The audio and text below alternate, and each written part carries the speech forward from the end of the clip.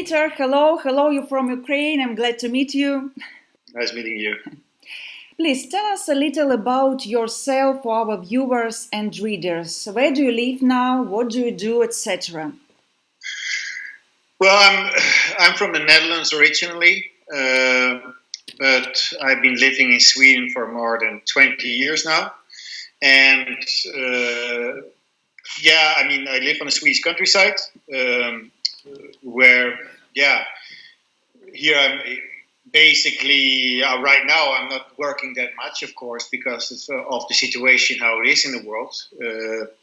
It's not possible to travel. Normally I need to travel a lot for my photography, but that's not possible. So I do some local projects, but most of the time right now we're on lockdown again-ish. So I'm home rebuilding my house, doing other things than photography. So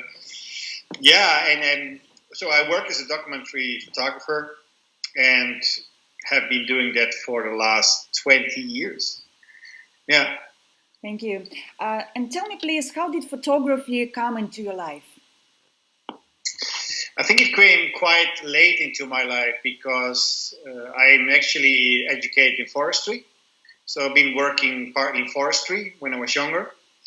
And from there I made the switch to photography through a friend who, somehow made me enthusiastic for photography, and ended up with a big interest for photography, and then I started studying first. So I studied photojournalism in Sweden, and after my studies I started my company and been working since then, and that's now 20 years ago. Thank you.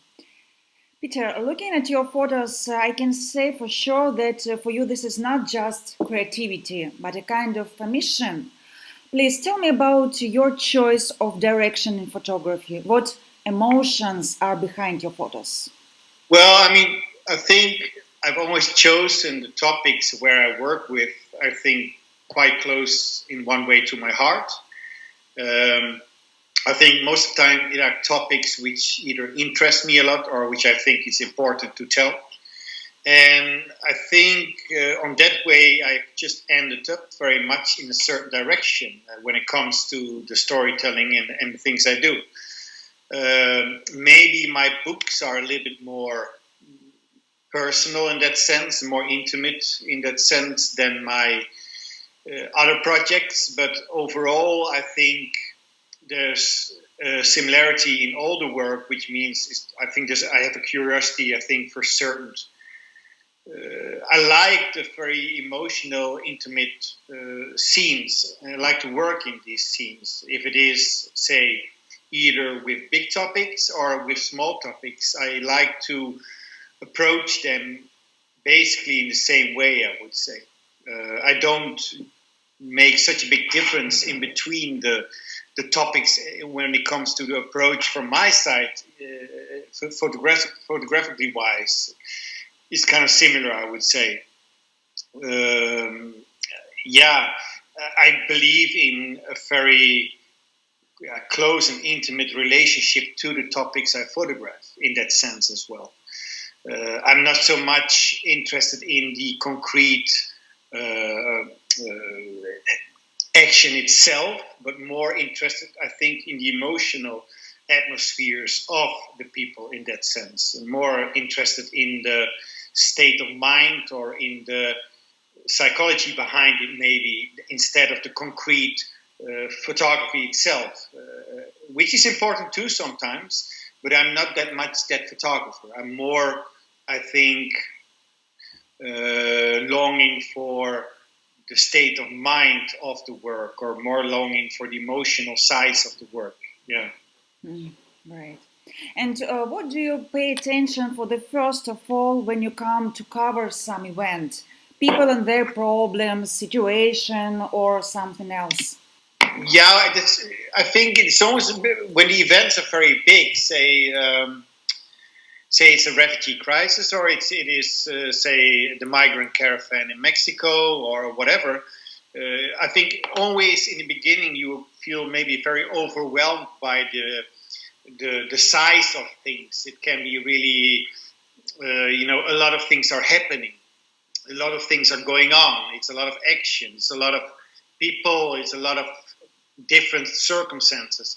But I think I always try to go quite fast to a certain level within myself. Is I try to narrow it down very fast.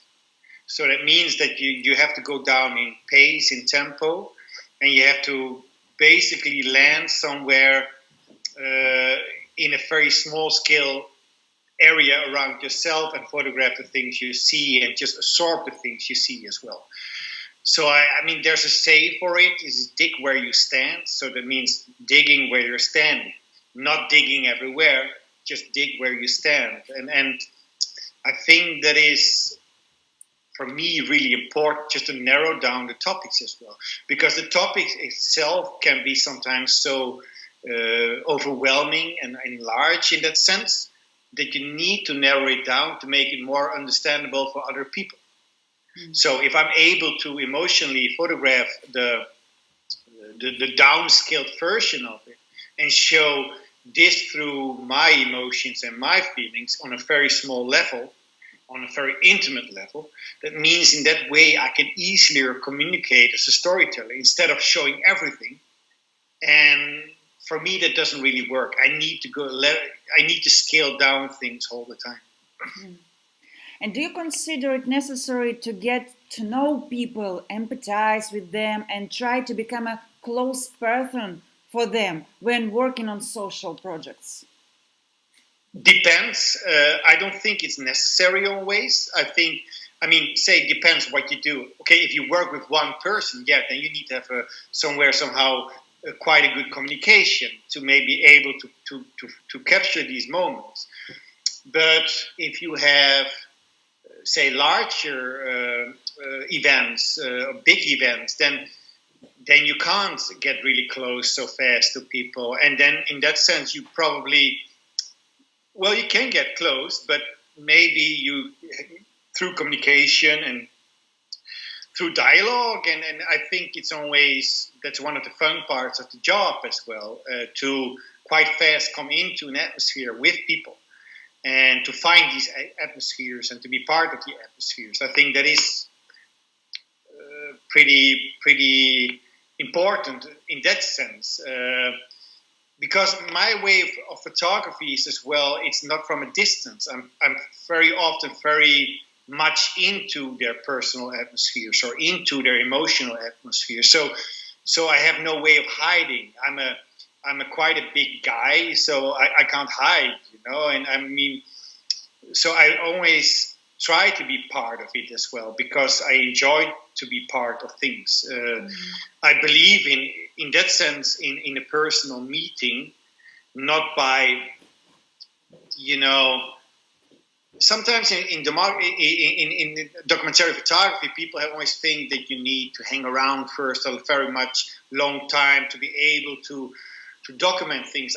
I don't believe that much in that specific thing. I believe more in by just throw yourself into it and be part of it, and let's see how that goes. And because if you're sincere in what you do, in your communication, in your body language, and everything, then you will communicate with people.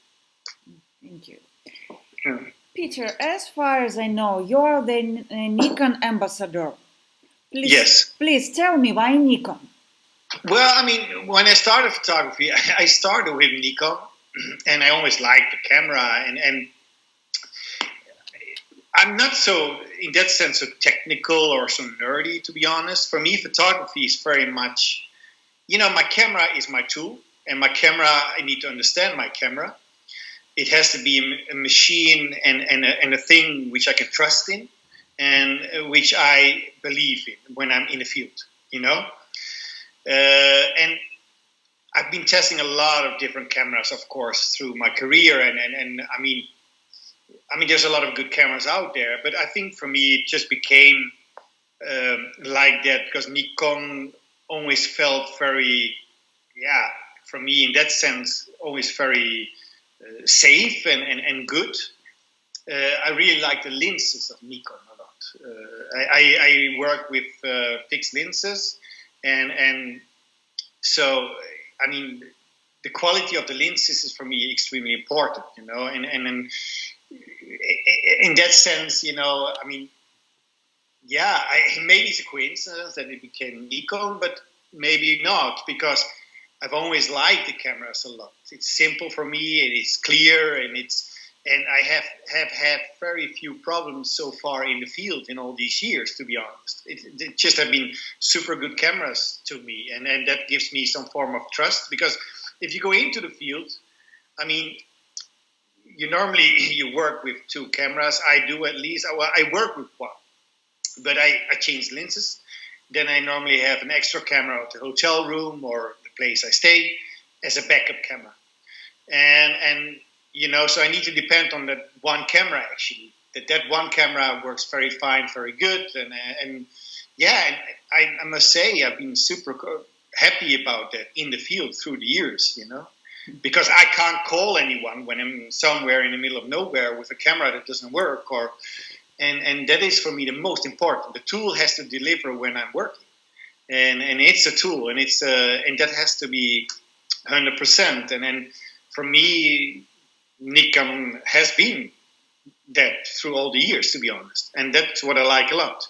I photograph with Nikon on film, I photograph with Nikon digitally, so both has been super for me.